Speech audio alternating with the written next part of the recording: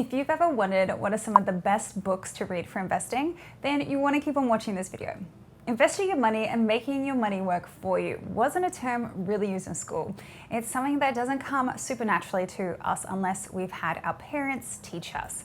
And this is why, for me personally, books have become my absolute saving grace in gaining the confidence to be on my path to investing and building wealth.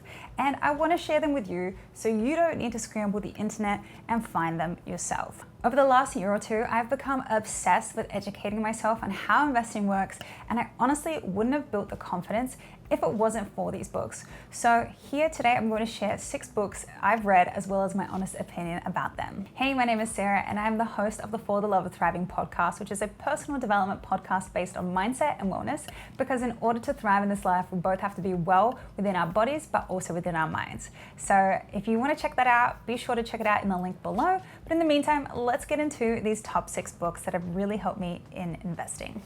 The first book, a little bit cliche, I know, don't tell me, but it's Rich Dad, Poor Dad. It definitely has to be on the list. It is by Robert Kiyosaki, and this book was the first book that kind of helped me understand really the meaning between an asset and a liability. Sounds kind of simple now, but for those of you who still aren't very sure about it, definitely grab yourself this book to read through it. You might need to read through it a few times, but I also just really enjoy the stories he has in there between the two dads, that basically one had more of that rich mindset and the other one had a bit of a poorer mindset, basically trading his time for money. So this is definitely a great read if you're just discovering this whole realm of finances and things like that. Definitely recommend it. Now, the next book could be argued that it might be a little bit dated, but nevertheless, it's definitely a good read to just help you understand the history of the stock market and understand like what the returns are in the stock market between like the S&P, your stocks and bonds and things like that. For me personally, it was a bit of an over my head kind of read at first. So I definitely go back to it from time to time just to kind of understand the terminology a little bit better. But again, this was probably one of the first books I picked up on actual like investing. So definitely check it out if you feel inclined. It's a relatively easy read. It's got about 100, maybe 200 pages, or 265 pages. So if you're a good reader, check it out. The next book that I have is Simple Path to Wealth. Now, this is honestly one of my favorite books about learning about the stock market and learning about stocks and bonds and things like that, because the guy who writes it, which is J.L. Collins, right?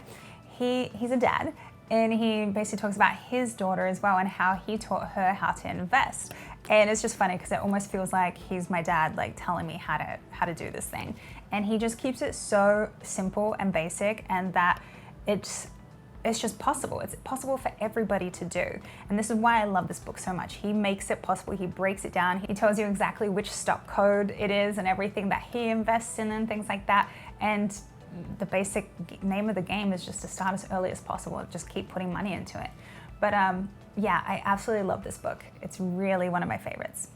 This next book is definitely one of my faves, as you can tell as well. I've got all of the post-it notes.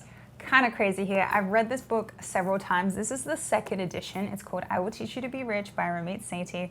Love him or hate him, whatever you want, but honestly, this book has really helped me just understand how to manage my finances from the automation standpoint, and how to just keep track of certain things, how to actually properly save as well into like different buckets of the things that I want to be saving for.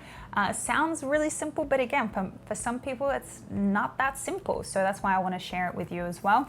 I definitely have read this book maybe 3 times, because especially when it gets to the investing side of things at the end of the book, when I first read it, again, mentally I just wasn't ready for it. So it was confusing. I'm not gonna lie, it was confusing. But definitely that's why I think the Simple Path to Wealth was very inspiring, because he just broke it down, made it so simple. Here, he talks about more about his asset allocations and things like that. But again, if you're kind of still a bit young, most of the time you just want to be investing in a lot of stocks. But that's not my, professional advice. That's just like what this one's telling me. So pick this book up if you need a little bit more personal finance help. And then, yeah, if you're game to learn about how he does his asset allocation as well, I'll definitely check it out. This next one is Set for Life by Scott Trench, who's part of Bigger Pockets, which is the real estate investing website and the podcast. And I've been reading a lot about real estate investing, but I really was gravitated to this book. Again, one of my buddies suggested it for me. And just how you can save and basically create early financial freedom. This is the name of this book, basically, of like setting yourself up for the earliest financial freedom possible through real estate.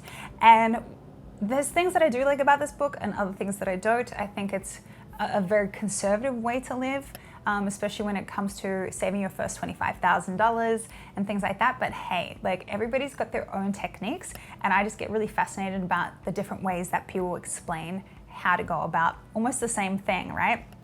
So this book was really insightful because, for example, again, this one's more conservative about how you save your money. And then Ramit is all about spending mercilessly on the things that you love, but then also subtracting a lot away from the things that you don't really need to be spending a lot of money on. So these two books are kind of like saying opposite things to an extent, but I just love both of their insights on how they go about their process to create financial freedom. Now, The Automatic Millionaire by David Bach is a really good book as well. This is probably like my second or third book I had started reading about personal finance, and it kind of goes through similar things to what they do in I Will Teach You to Be Rich, but I think it's a little bit more of a simplified version of it too. Don't get me wrong, like I think it's really good. But again, everyone's at a different level, so that's why I wanted to introduce different types of books, so then that way you can kind of pick and choose which one you want to start with. This one is definitely a very easy read, and the basic gist of this book is just to create a rich life so that way you can retire richer as well. So it's a great book. I don't know what else to tell you. I love it. You should go get it. I'm not endorsed by any of these books, but for sure, absolutely check them out, because your knowledge is power, but then also what you do with it is what matters as well. So to summarize all the books that we just mentioned, we have Rich Dad, Poor Dad by Robert Kiyosaki. We have I Will Teach You to Be Rich by Ramit Sethi. We have Set for Life by Scott Trench. The Simple Path to Wealth by J.L. Collins. The Little Book of Common Sense Investing by John Bogle.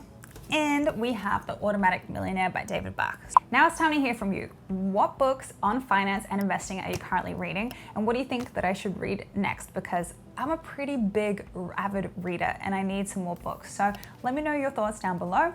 And if you did like this video, give it a support by giving it a thumbs up, subscribe to the channel so you can hear more from me. And then also, if you want to see another book resource of all of the books that I mentioned on this channel, you can check them out in the description below. But until next time, take care of yourself.